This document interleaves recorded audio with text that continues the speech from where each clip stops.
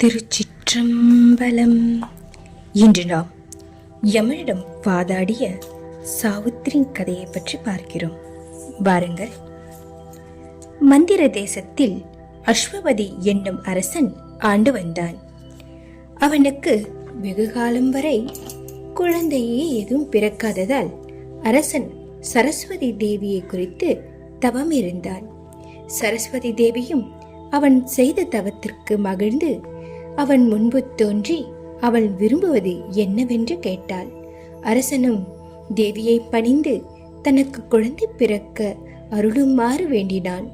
சரஸ்வதி தேவி அவன் வம்சம் வளர புத்திரி பிறப்பாள் என்று அரசனுக்கு கூறி மறைந்தாள்.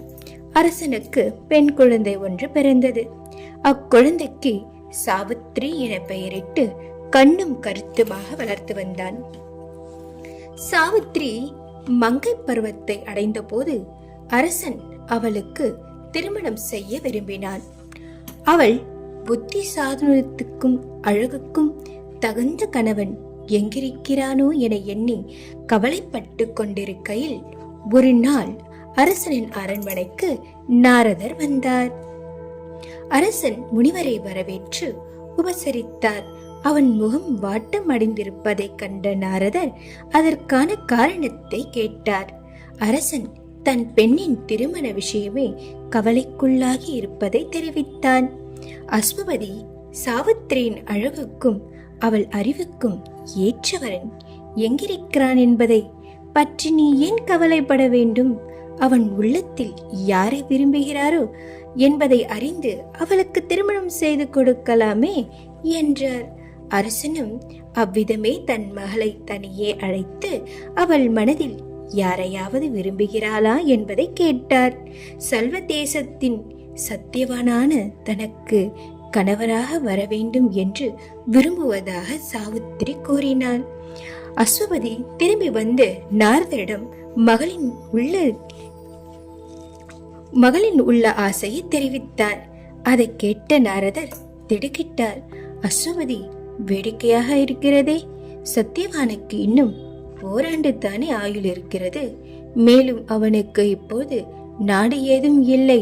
சத்துருக்களிடம் நாட்டை ஒப்படைத்துவிட்டு பார்வையற்ற தந்தையோடு காட்டிலே அல்லவா இருக்கிறான். உலகத்தில் வேறு அரசர்களே இல்லையா என்று கேட்டார் நாரதர். அஸ்வபதி மகளை அழைத்து நாரதர் கூறியதை தெரிவித்து அவள் விருப்பம் நிறைவேறக்கூடியதல்ல என்பதையும் சொன்னார். வேறு அரசகுமாரர்களை குறிப்பிட்டால் திருமணத்திற்கு ஏற்பாடு செய்வதாகவும் கூறினார். அப்பா, என் உள்ளத்தில் அவரை மணாளனாக நினைத்து விட்டேன். இவருக்கு பிறகு இன்னொரு எப்படி இடம் அளிக்க முடியும்? அவரை பற்றி என் தோழிகள் எத்தனையோ சிறப்பாக கூறி உள்ளார்கள். அதை கேட்டு அவரையே கணவனாக அடைவதென்று முடிவும் செய்துவிட்டேன். இப்படி இம்முடிவை மாற்றுவது நேர்மையல்ல அல்லவா என்றாள் சாவித்திரி. கண்ணே, அவனுக்கு ஜீவியமோ ஓராண்டு தானே என்கிறார் அரசன் வருத்தத்துடன். அப்படி இருந்தாலும் அதற்காக நான் வருத்தப்படவில்லை அப்பா என்றார். அவள் மன உறுதியை மாற்ற முடிவதென்பதை கண்ட நாரதர், அஸ்வபதி, உன் குமரத்தி கற்பிற் சிறந்தவராக இருப்பலங்கில் கணவனின் ஆயுள் விருத்தி செய்து கொள்ளட்டுமே. அவள் மனம் கோணாதபடி சத்தியவானுக்கு திருமணம் செய்து கொடு என்றார். முனிவரின் வார்த்தையை ஏற்ற சத்தியவானும் தன் மகனை திருமணம் செய்து கொடுப்பதென முடிவுக்கு வந்தான். அரசன் மனைவியையும் புத்திரையும் அழைத்து கொண்டு ரதம் ஏறி சத்தியவான் தன் பெற்றோருடன் தங்கி இருக்கும் காட்டிற்கு சென்றார். அஸ்வபதி மந்திர தேசத்தில் அதிபதி வந்திருக்கிறார் என்பதை அறிந்ததும் சத்தியவானின் தந்தை முன்வந்து அவரை வரவேற்று உபசரித்து அஸ்வபதியிடம் அவரின் தன் வந்திருக்கும் விஷயத்தை பற்றி தெரிவித்தான். அஸ்வபதி, உன் முடிவு அவசரப்பட்டு செய்த முடிவு என்றே நினைக்கிறேன். எனக்கோ நாடு இல்லை, பார்வையும் இல்லை. சத்தியவான் ஜீவத்திற்கு போவது ஓராண்டு தான். உன் குமரத்துக்கு எத்தனையோ நல்ல வரங்கள் கிடைப்பார்களே என்றான் சல்வபதி மிகுந்த துக்கத்துடன்.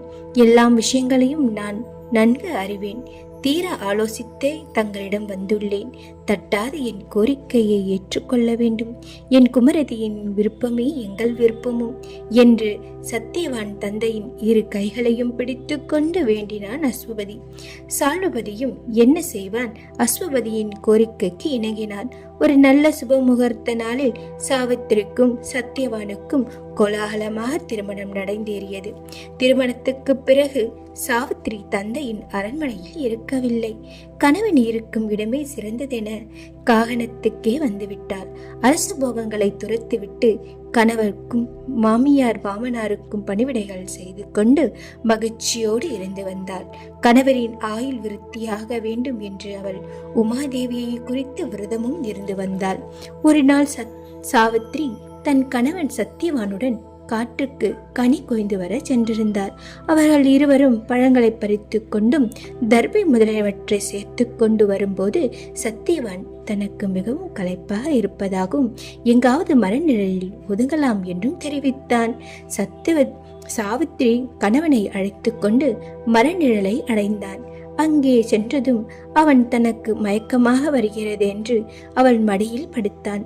அந்த க்ஷணமே அவன் உயிரும் பிரிந்து விட்டது. மார்பிலே வற்றாத மலர் மாலையோடு கையில் தண்டமும் பாசமும் கொண்ட தர்மராஜன் நெருங்கி வந்து சத்தியவானின் உயிரை கவர்ந்து கொண்டு புறப்பட்டதை கண்டதும் சாவித்திரி வேதபுருஷா என்று அழைத்தாள். தர்மராஜன் நின்று அவளை திரும்பி பார்த்தான். சாவித்திரி கணவரின் உடலை மடியில் இருந்து நகர்த்தி தரையில் கிடத்திவிட்டு எழுந்து, தேவபுருஷா, என் கணவரின் உயிரை கவர்ந்து செல்ல காரணம் என்ன என்று கேட்டாள். பெண்ணே, அவன் ஆயுள் காலம் முடிந்து விட்டது. மிகவும் தர்மமான அவனை நானே அழைத்துச் செல்ல வந்தேன் என்றார் தர்மராஜன். அவரை என்னிடமே விட்டுவிடு என்று கேட்டாள் சாவித்திரி. தர்மராஜன் அதற்கு இணங்காது சென்றான். அவளை பின்தொடர்ந்து சென்ற சாவித்திரி, தர்மராஜா, என் நிலையை பார். நான் என்ன பாவம் செய்தேன்? எனக்கு ஏன் இந்த துன்பம்? என் மீது இரக்கம் கொண்டு அவரை விட்டுவிடுங்கள் என்று கேட்டாள். சாவித்திரி, சத்தியவானின் பூலக வாழ்வு முடிந்துவிட்டது. இனி அவன் இங்கிருக்க முடியாதம்மா என்றார். அப்படியானால் நானும் வருகிறேன். என்னையும் அவரோடு கூட்டிச் செல்.